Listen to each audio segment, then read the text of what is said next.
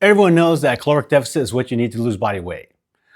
So if your goal is strictly losing weight, then a caloric deficit is all you really need. But if you're trying to build lean body mass, you're trying to be healthier overall and not only focus on just that number going down, then there are a couple of key factors that I like to look at too in my diet. So one is that caloric deficit if you're trying to lose body weight. If you're not trying to actively lose body weight, you could eat caloric maintenance as well. But what's really important if you're trying to work out and build some lean body mass is to get enough protein, right? That's what your building block is to build that lean body mass. And you need to get enough of it to help fuel your body in that recovery phase between workouts to build that muscle. How much protein you need is probably about 0.8 grams of protein per pound of body weight.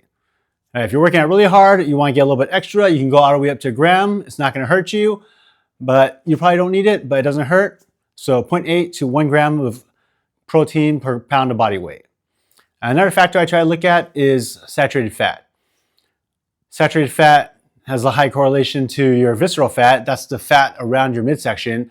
And that's got high correlation to a lot of health problems, right, related to obesity and overweightness, right? All those negative health outcomes are highly correlated to that visceral fat around your belly, and that's related to the amount of saturated fat you eat. So I try to keep my saturated fat below 25 grams per day. So that's all you really need to focus on. If you're getting your sources from high quality foods, right? Not like really chemically filled, dozen ingredient processed food items you find in the store, but things you buy and cook. So if you're getting your calories from good whole quality foods, then all you really need to focus on is that overall calorie number, the amount of protein you're getting, and keeping those saturated fat levels down.